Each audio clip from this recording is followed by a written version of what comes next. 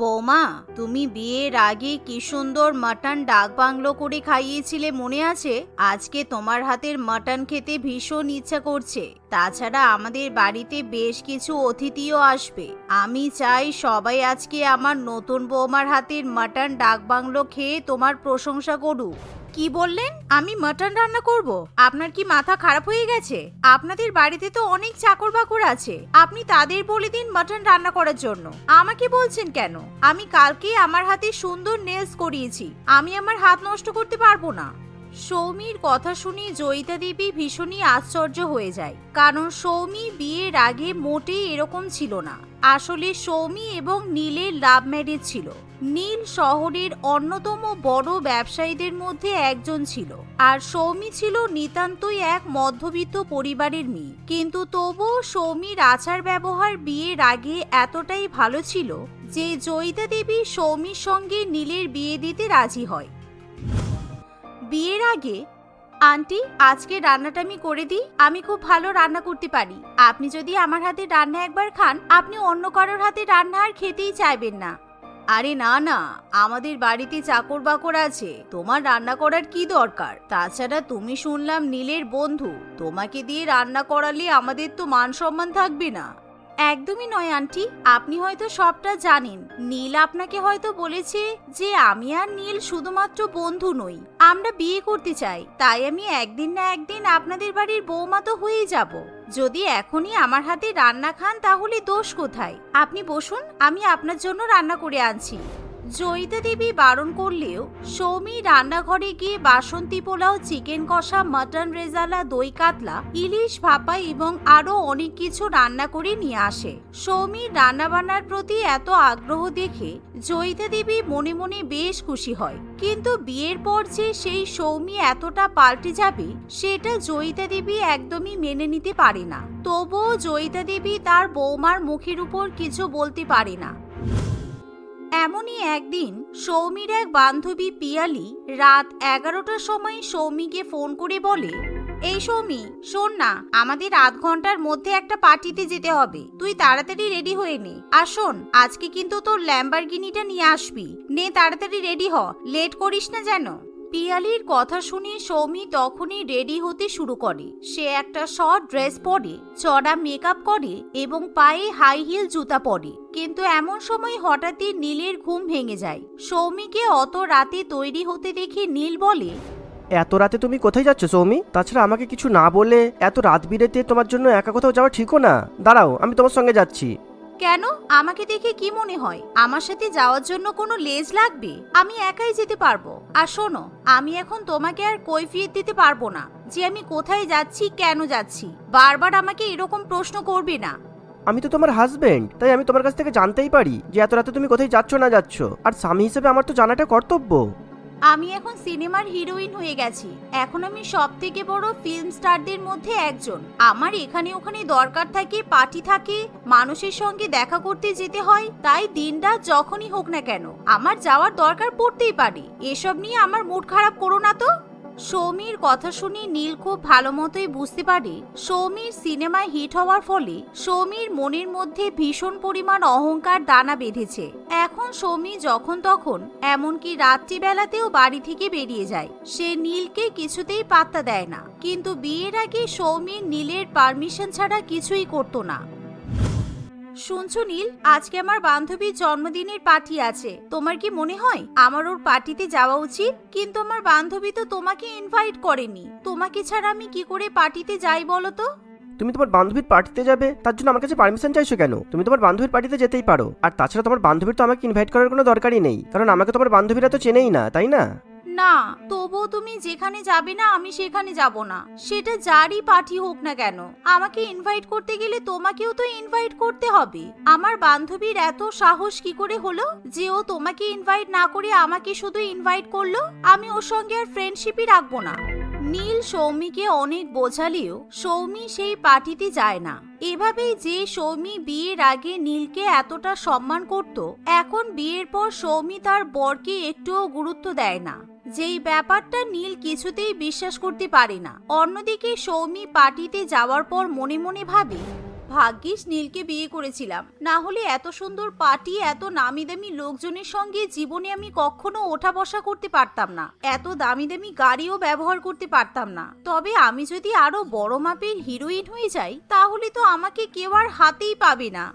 এই সৌমি, ওই ছেলেটাকে দেখ কি হ্যান্ডসাম দেখতে, ও নতুন ফিল্ম ইন্ডাস্ট্রিতে এসেছে। আমি শুনছিলাম ওই ছেলেটার সঙ্গে তোর নাকি মুভি করার কথা আছে। তুই কিন্তু ছেলেটার সাথে একবার কথা বলে দেখতেই পারিস, মানে তোদের দুজনকে খুব ভালো মানাবি তাই বলছিলাম আর কি। নীল তো এমনিতেও এখন পুরানো হয়ে গেছে, কোনো স্টাইল নেই, শুধু টাকাটাই আছে। পিয়ালির কথাটা সৌমির মনে ধরে যায়। সৌমি তখনই ছেলেটির সঙ্গে কথা বলতে চলে যায়। সেই ছেলেটির সঙ্গে কথা বলতে বলতে সৌমি ড্রিঙ্ক করতে থাকে। ড্রিঙ্ক করার পর তারা একসাথে ডান্স করতেও শুরু করে। সেই ছেলেটির নাম ছিল ঋদ্ধি। ঋদ্ধিকে সৌমির মনে মনে খুবই পছন্দ হয়ে যায়। তাই সেই দিন পার্টিতে ঋদ্ধি এবং সৌমি অনেক গল্প করে। পরের দিন আবার নীলের বার্থডে ছিল, তাই নীল মনে মনে ভাবে সৌমি প্রত্যেক বছর আমার জন্য একটা করে সারপ্রাইজ বার্থডে অ্যারেঞ্জ করতো, হ্যান্ডমেড কার্ড, কেক আর কত কি গিফট দিত। আজকেও নিশ্চয়ই সৌমি সেরকমই কিছু করবে। সৌমি এবং নীলের বিয়ের আগে সৌমি নীলের বার্থডেতে সকালবেলায় নীলের বাড়িতে পৌঁছে যেত আর নীলের বাড়ির সামনে এক গাদা ফুল রেখে দিত। গোলাপ, চন্দ্রমল্লিকা, গাঁদা থেকে শুরু করে জবা, বনফুল, মাধবীলতা বা বোগেনভিলিয়া কোনো ফুলই বাদ যেত না। এই দেখো নীল, আমি আজকে তোমার জন্য আমার বাড়ি থেকে আর আমার পাশের বাড়ির সব বাড়িগুলো থেকে ফুল চুরি করে এনেছি, যাতে তোমাকে নানান রকমের ফুল গিফট করতে পারি। তুমি তো জানো দামি দামি ফুল কেনার মতো আমার সামর্থ্য নেই, কিন্তু আমি তোমার জন্য এটুকু তো করতেই পারি। সঙ্গে তোমার ফেভারিট চকলেট কেকও বানিয়েছি। আরে সৌমি, তোমার এত কিছু করার কি দরকার ছিল? আমি এমনিতেই জানি তুমি আমাকে অনেক ভালোবাসো। তোমার ভালোবাসাটাই আমার কাছে অনেক বড় গিফট। তোমাকে এত কিছু করতে হতো না। আর দেখি তোমার হাতটা এরকম কেটে গেল কি করে? রক্ত বের হচ্ছে তো। ও, আসলে ওই গোলাপ ফুলগুলো ভাঙতে গিয়ে মনে হয় গোলাপের কাঁটাতে হাতটা কেটে গেছে। ও কোনো ব্যাপার নয়, তোমাকে ফুল দেওয়ার জন্য এটুকু তো আমি করতেই পারি। পুরানো দিনের কথা ভেবে নীলের খুবই মন খারাপ করে, কারণ সুমি এখন বিয়ের পর কোনো ফুল কিংবা কেক দেওয়া তো দূরের কথা, নীলকে বার্থডে উইশ পর্যন্ত করে না। সৌমি সারাক্ষণ যেন কারোর সঙ্গে চ্যাট করতেই ব্যস্ত থাকে, আবার ব্যালকনিতে গিয়ে কারোর সঙ্গে যেন লুকিয়ে লুকিয়ে কথাও বলে, যা দেখে নীলের খুব খারাপ লাগে। সৌমি, তুমি কি ভুলে যাচ্ছ আজকে কি দিন? আজকের দিনে তুমি আমাকে কত পাত্তা দিতে, কত ভালোবাসা দেখাতে, কিন্তু আজকে তুমি আমার সঙ্গে এরকম ব্যবহার করছো কেন? তুমি কি আমাকে চেনোই না? এত ভ্যানতারা না করে বলেই ফেলো, আজকে কি দিন? আমি তো আর জেনে বসিনি। এমনিতেও আজকে আমার একটা শুট আছে। আজকে কাজের চাপে আমি কি দিন সেটাই ভুলে গেছি। আজকে আমার বার্থডে সৌমি, তুমি আমার জন্মদিনটাও ভুলে গেলে? তো তাতে আমি নাচবো? তোমার জন্মদিন, তুমি তোমার মায়ের কাছে যাও, তোমার মা তোমাকে ভালো ভালো রান্না করে খাওয়াবে। আমি তো আর তোমাকে জন্ম দিইনি, তাই আমার কাছে এসব বলে লাভ নেই। এই বলে সৌমি শুটিং করতে চলে যায়। অন্যদিকে নীলের বুকে যেন ছুরি বেঁধে যায়। নীল কখনো সৌমির কাছ থেকে এরকম দুর্ব্যবহার আশা করতেই পারে না। জয়িতা দেবীও এখন ব্যাপারটা খুব ভালো মতোই লক্ষ্য করতে পারে যে সৌমি কিভাবে দিনের পর দিন নীলের সঙ্গে খারাপ ব্যবহার করে চলেছে। নীল, তোর কি মনে হয় তোর বউ তো বিয়ের আগে একরকম ছিল আর বিয়ের পর পুরো অন্যরকম হয়ে গেছে? আমি তো তোকে প্রথমেই বলেছিলাম এই সমস্ত মেয়েদের থেকে দূরে থাকাই ভালো। আজকাল কাউকে বিশ্বাস নেই। তোকে ভালো মানুষ পেয়ে তোকে পটিয়ে বিয়ে করে ফেললো, আর তারপর দেখ বিয়ের পর আসল রূপ বেরোচ্ছে। এভাবেই সময় কাটতে থাকে। এরই মধ্যে একদিন হঠাৎই নীলের কাছে একটা ভিডিও আসে। হাই নীল, আমি পিয়ালি বলছি, সৌমির ফ্রেন্ড। আসলে তোমাকে একটা কথা বলার ছিল। সৌমি মেয়েটা একদমই ভালো নয়। তোমার পরিচয় দিয়ে এই ফিল্ম ইন্ডাস্ট্রিতে ও নিজের জায়গা তৈরি করেছে, আর ও এখন ঋদ্ধি নামের একটা ছেলের সঙ্গে তোমাকে চিট করছে। সেই ভিডিও দেখার পর নীল নিজের মাথা ঠিক রাখতে পারে না। নীল তখনই সঙ্গে সঙ্গে অফিস থেকে বেরিয়ে পড়ে। কিছুটা দূর যাওয়া মাত্রই নীল সৌমিকে ঋদ্ধির গাড়িতে বসে থাকতে দেখে। এই তো সৌমি। সৌমি তো ওই ছেলেটার গাড়িতে বসে ওই ছেলেটার সঙ্গে দিব্যি গল্প করছে, কিন্তু আমার ফোনটাও তো একবারও রিসিভ করতে পারছে না। নিশ্চয়ই কোনো ব্যাপার আছে, আমাকে এবার দেখতেই হবে এরা কি করে। নীল সেই গাড়িটার পিছু নেয়। কিছুক্ষণের মধ্যেই গাড়িটা একটা ভিআইপি রেস্টুরেন্টের সামনে গিয়ে দাঁড়ায়। সেই রেস্টুরেন্টের মধ্যে গিয়ে ঋদ্ধি এবং সৌমি হাতে হাত রেখে খাওয়া দাওয়া করে, যা দেখে নীল আর কিছুতেই নিজের মাথা ঠিক রাখতে পারে না। সৌমি, তুমি এরকম কাজ করতে পারলে? শেষমেশ কিনা একটা অন্য পুরুষের সঙ্গে পরকীয়ায় জড়ালে। আমি তোমার থেকে এটা একদমই আশা করিনি। আমি ভেবেছিলাম তুমি হয়তো খুব সৎ ভালো মনের একটা মেয়ে, তাই আমি তোমাকে ভালোবেসে বিয়ে করেছিলাম, কিন্তু তুমি আমাকে এইভাবে ঠকালে। আরে এটা আপনি কি করছেন? আপনি আমার গার্লফ্রেন্ডের সঙ্গে এভাবে কথা বলছেন কি করে? আপনাকে এত বড় সাহস কে দিল? সৌমি, এটা কে? উফ নীল, এখানে একটা শুটিং হচ্ছে, তুমি সবার সামনে এসে আমাকে এভাবে বলতে পারো না। আমার কলিগ কি ভাবছে বলো তো? আসলে আমরা তো একটা শুটের জন্য সিন রিহার্সাল করছিলাম। তাই? তাহলে এটা কি? এই বলে নীল তার ফোন থেকে সৌমি এবং ঋদ্ধির ডান্সের ভিডিওটা বার করে। সেই ভিডিওটা দেখার পর সৌমির আর কিছু বলার থাকে না। এই ভিডিওটা পিয়ালি আমাকে ভাগ্যিস পাঠিয়েছিল, তা না হলে তো আমি তোমার আসল রূপটা কোনোদিনই দেখতে পেতাম না। নীল, তুমি আমার কথাই বিশ্বাস করো, আমি সিনেমাতে একটা নতুন নেগেটিভ ক্যারেক্টার প্লে করছিলাম। তার জন্যই আমি তোমার সঙ্গে, তোমার পরিবারের সঙ্গে খারাপ ব্যবহার করতে বাধ্য হয়েছি। এতে আমার কোনো দোষ নেই। আমি জানতাম পিয়ালির তোমার উপর নজর আছে, তাই জন্যই ও এমন কাজ করেছে। ও মাই গড, এসব কি রিয়েল সিন হচ্ছে? উনি কি সত্যি তোমার হাজবেন্ড সৌমি? আমি ভাবলাম ইনি হয়তো এখন শুটের জন্য এসেছেন। ওই যে দেখুন ক্যামেরা, আসলে এখানে একটা সিনেমার শুটিং হচ্ছে। আর এই ভিডিওটা কয়েকদিন আগে হওয়া একটা পার্টির, সেখানে ডিরেক্টর আমাকে আর সৌমিকে ডান্স করে দেখাতে বলেছিলেন। এই বলে ঋদ্ধি নীলকে ক্যামেরাটা দেখায়। নীল ক্যামেরা দেখার পর বুঝতে পারে সেখানে সত্যি সত্যি শুটিং চলছে, যেটা দেখার পর নীল ভীষণই লজ্জা পেয়ে যায়। সৌমিও নিজের ভুল বুঝতে পারে। আমার তোমাকে নেগেটিভ ক্যারেক্টারের কথা আগেই বলে দেওয়া উচিত ছিল, কিন্তু আমি সিক্রেট রাখার জন্য বলিনি। তুমি আমাকে ক্ষমা করে দাও। আসলে আমি তোমার সঙ্গে খারাপ ব্যবহার করে দেখতাম যে আমি ওই নেগেটিভ ক্যারেক্টারটা ঠিকমতো প্লে করতে পারছি কিনা। আর একটু হলেই তো আমি তোমাকে ডিভোর্স দিয়ে ফেলতাম, তাই তুমি এর পর থেকে কিছু হলে আমাকে সব সত্যি কথা জানিয়ে দেবে, কেমন? নীলের কথা শুনে সৌমির খুব খারাপ লাগে, তাই সৌমি বারে বারে নীলের কাছে ক্ষমা চেয়ে নেয়। তারপর থেকে সৌমি আর কখনো নীলের সঙ্গে খারাপ ব্যবহার করে না। তাদের মধ্যে সমস্ত ভুল বোঝাবুঝি কেটে যায়। এখন সৌমি এবং নীল সুখে শান্তিতে সংসার করতে থাকে। কি গো, শুনছো? এদিকে একটু এসো না, আমি ছেলে মেয়েদের ড্রেস পরাচ্ছি। তুমি একটু রান্নাঘরে যাও না। আমি অনেকক্ষণ আগে তরকারি চাপিয়ে এসেছি, এবার মনে হয় পুড়েই যাবে। ওহ, আবারও সেই একই ঘটনা। রোজ রোজ একই জিনিস আর ভালো লাগে না।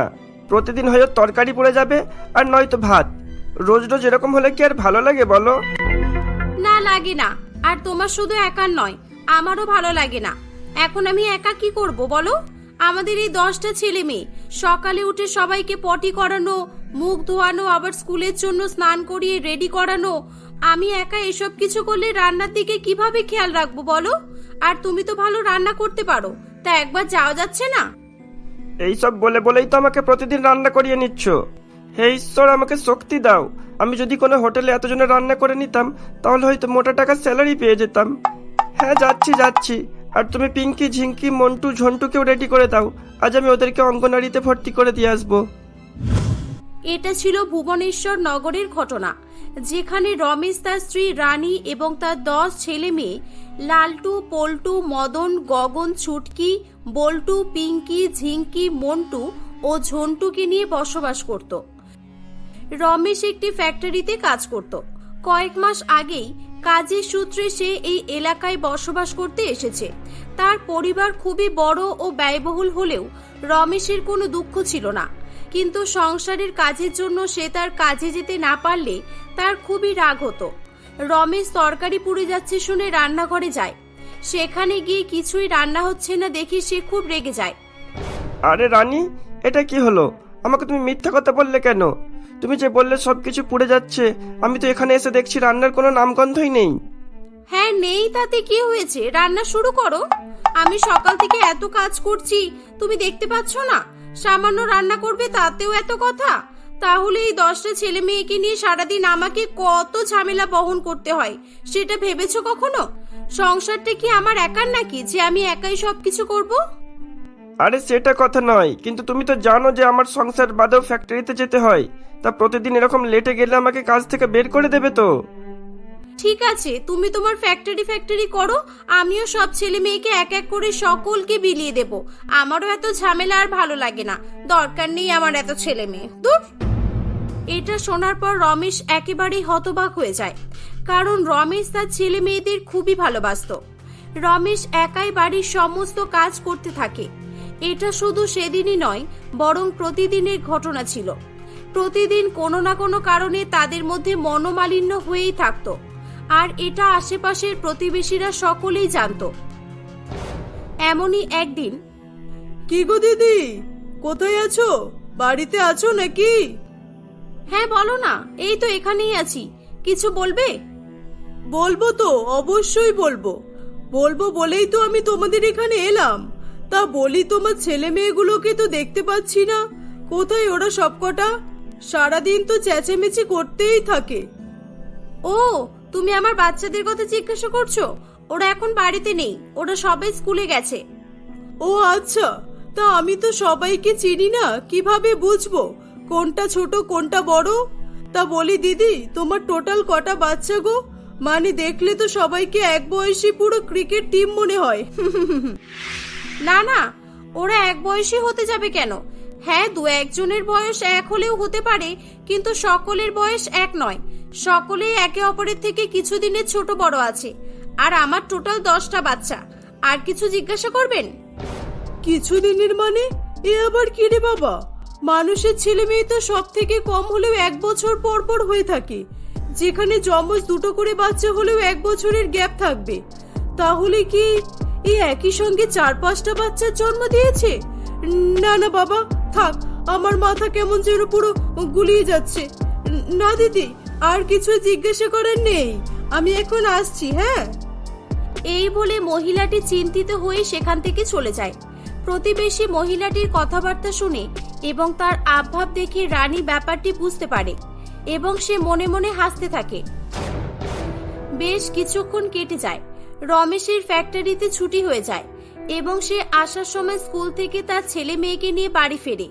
তখন রানী তাকে দেখে বলে, আরে বা, 10 ছেলে মেয়ের বাবাকে তো ভালোই মানাচ্ছে। একেবারে সকলকে সাথে করে নিয়ে এসেছো। দেখে তো মনে হচ্ছে পুরো ক্রিকেট টিম একটা। আর হ্যাঁ, এই ক্রিকেট টিমের তুমি আম্পায়ার, মানে সকলের মা। এখন তোমার সিদ্ধান্তই চূড়ান্ত, তুমি যা বলবে তাই হবে। হ্যাঁ রমেশ, সে তো জানি, কিন্তু মাঝে মাঝে লোকজনের কথাবার্তাগুলো শুনলে খুবই হাসি পায় আর রাগও ধরে। আমাদের বাচ্চা নিয়ে ওদের এত মাথা ব্যথা কেন বলো তো? ওসব বাদ দাও রানী, লোকের কাজই পরে নিন্দা মন্দ গাওয়া। তুমি কি পুরানো কথা ভুলে গেছো? যখন আমাদের কোনো বাচ্চা হচ্ছিল না, তখন তো সকলেই নিন্দা মন্দ গাইতো। এভাবেই কথা বলতে বলতে তাদের পুরানো দিনের কথা মনে পড়ে যায়। কয়েক বছর আগেরই ঘটনা, যখন তারা সীতাপুরে থাকতো আর তাদের বিয়ের 15 বছর পার হয়ে গিয়েছিল, তবুও তারা সন্তানের সুখ লাভ করতে পারছিল না। একদিন রানী ছাদের উপরে জামা কাপড় শুকাতে দিয়েছিল। ঠিক তখনই পাশের বাড়ির বনলতা দেবী সেখান থেকে যাচ্ছিল। তাকে দেখে রানী বলে, ও কাকিমা, শুনছো? কি গো, দেখা হওয়ার পরও কথা বলছো না, চলে যাচ্ছ? আজকে তোমাকে একটু বেশি ব্যস্ত মনে হচ্ছে যেন। এ বাবা, শুভ কাজের সময় এবার কার মুখ দেখলাম? ভালোই হতো আমি যদি এদিক থেকে না যেতাম, তাহলে এই বন্ধার মুখ দেখতে হতো না। না না, তেমন কিছুই না। এই মানে আমার মেয়ে মোনালির বিয়ে, তো সবাইকে নিমন্ত্রণ করতে যাচ্ছি। ওমা, তাই নাকি? মোনালির বিয়ে? এটা তো বেশ খুশির খবর। তাই বলি কদিন ধরে মোনালিকে আমাদের বাড়িতে আসতে দেখছি না আমি। তা ভালোই হলো। কাকিমা, তুমি এক কাজ করবে, বাড়িতে গিয়ে মোনালিকে আমার বাড়িতে পাঠিয়ে দেবে। আর হ্যাঁ, আমি ওর কাছ থেকে নিমন্ত্রণ নেব। আমার ননদের বিয়ে বলে কথা। না থাক, ও এখানে আসবে না, আমিই মানা করেছি। আর তোমাদেরকে আমরা নিমন্ত্রণ করতে পারবো না। আর পারলে আমার মেয়ের সঙ্গে দেখা হলে নিজে থেকেই মুখ লুকিয়ে নেবে। এতদিনে নিজে তো মা হতে পারোনি, আর আমার মেয়েটার ভাগ্যটাও খারাপ করার ধান্দা করেছে। বনলতা দেবীর কথা শুনে রানী মনে মনে খুবই দুঃখ পায়, কিন্তু তারও কিছু করার ছিল না একমাত্র ঈশ্বরকে জানানো ছাড়া। রানীর মন একেবারেই খারাপ হয়ে যায়। সে খুবই কান্নাকাটি করতে থাকে। কিছুক্ষণ পরে সেখানে রমেশ আসে। রমেশ তাকে কান্নাকাটি করতে দেখে কি হয়েছে জিজ্ঞাসা করলে রানী তাকে সবটাই জানায়। সবকিছু শোনার পর রমেশ বলে, দেখো রানী, তুমি দুঃখ পেও না। ঈশ্বর আমাদের বাচ্চা দিচ্ছেন না, তাতে আমরা কি করব বলো? আমরা তো সব রকম চেষ্টাই করছি, তাই না? আমি কিছু জানি না রমেশ, আমাকে বাচ্চা এনে দাও। লোকের মুখে এরকম কথা শুনে শুনে আমার আর ভালো লাগছে না। মাঝে মাঝে মনে হয় নিজেকেই শেষ করে ফেলি। দেখো রানী, তুমি এরকম করে বলো না। এখন তোমার কিছু হয়ে গেলে আমি কি করব বলো? এভাবেই কথা বলতে বলতে তারা দুজনেই কান্নাকাটি করতে শুরু করে দেয়। আসলে বাচ্চা নিয়ে তারা দুজনেই খুবই সমস্যার মধ্যে ছিল, আর এই জন্যই তারা বহু ডাক্তারকে দেখিয়েছে, কিন্তু কিছুতেই কোনো লাভ হয়নি। একদিন রমেশ তার এক বন্ধু দীপেশকে এ বিষয়ে জানালে সে বলে, আরে পাগল, এ আবার কোনো সমস্যা নাকি? এইসব নিয়ে তুই এত টেনশন করছিস? দেখ, আমার কথা শোন, তুই চিন্তা করা বন্ধ কর। আমি তোকে একটা জায়গায় পাঠাচ্ছি, তুই সেখানে যা আর গিয়ে একটা বাচ্চা অ্যাডাপ্ট করে নে, বুঝেছিস? তুই কি বলতে চাইছিস? তুই কি আমাকে অনাথ আশ্রমের কথা বলছিস নাকি? হ্যাঁ, তুই ঠিকই ভেবেছিস, আমি তোকে অনাথ আশ্রমের কথাই বলছি। একটু ভেবে দেখ, তুই যদি ওখান থেকে একটা বাচ্চা নিয়ে আসিস, তাহলে বাচ্চাটাও তার বাবা মাকে পাবে আর তুইও তোর সন্তানকে পাবি। দেখ, আমরা তোরা সকলেই বাড়িতে বাবা মায়ের ছায়াতে মানুষ হয়েছি, তাই আমরা পৃথিবীর কষ্টটা পাইনি। কিন্তু একটা অনাথ তার বাবা মায়ের জন্য সারাদিন কত কষ্ট পায় বলতো? যেমন তুই বাচ্চা হচ্ছে না জন্য কত কষ্ট পাচ্ছিস, ঠিক তেমনই ওরা বাবা মাকে না পেয়ে তোর দ্বিগুণ কষ্ট পাচ্ছে, বুঝেছিস? দীপেশের কথা শুনে রমেশের ঠিক বলে মনে হয়। তাই সে পরের দিনে রানীকে নিয়ে মধুময়ী অনাথ আশ্রমে গিয়ে উপস্থিত হয় এবং সেখানে গিয়ে সে 10টি প্রায় একই বয়সী ছেলে মেয়েকে দেখতে পায়, যাদের মধ্যে বেশিরভাগই অপুষ্টি ও যত্নবিহীন অবস্থায় ছিল। রমেশের তাদেরকে দেখে খুবই মায়া হয় এবং তাদের সকলকে একই সঙ্গে সে বাড়িতে নিয়ে চলে আসে। সেদিন থেকেই তারা 10 ছেলে মেয়ের বাবা মা হয়ে তাদেরকে মানুষ করছিল। কিন্তু আজকে তাদের 10টা ছেলে মেয়ে থাকা সত্ত্বেও তাদেরকে নিয়ে নিন্দা করা হচ্ছে দেখে তাদের খুব রাগ হয়। ঠিক তখনই তাদের বাড়িতে কয়েকটি পুলিশ এবং তাদের প্রতিবেশী বনলতা দেবী আসে। এই যে পুলিশ অফিসার, আমি এদের কথাই বলছিলাম।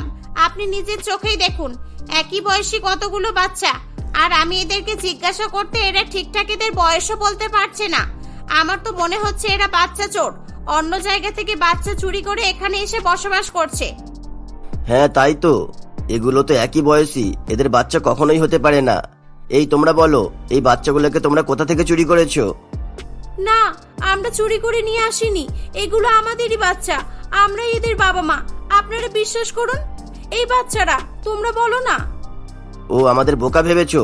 এই অফিসার, এদেরকে থানায় ধরে নিয়ে চলো। 2-4 ঘা পড়লেই না এরা মুখ থেকে সবকিছু বের করে দেবে। দাঁড়ান, চুপ করুন আপনারা, আমি বলছি এগুলো কার ছেলে মেয়ে। এই বলে রমেশ সকলকে অনাথ আশ্রমের ঘটনা বলতে থাকে, আর সে কেনই বা এতগুলো ছেলে মেয়েকে নিয়ে এসেছে সেটাও বলে। রমেশের মুখে সমস্ত ঘটনা শুনে এবং তার উদারতা দেখে পুলিশ অফিসার এবং প্রতিবেশীগুলো লজ্জায় পড়ে যায়। তারা রমেশের কাছ থেকে ক্ষমা চাইতে থাকে। একই সঙ্গে 10 জন অনাথ বাচ্চার ভবিষ্যৎ করে দেওয়া এবং তাদেরকে বাবা মায়ের পরিচয় দান করার জন্য সকলেই তাদেরকে অভিনন্দন জানাতে থাকে।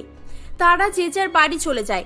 এদিকে রমেশ এবং তার স্ত্রী তাদের ছেলে মেয়েকে নিয়ে হাসি খুশি বসবাস করতে থাকে।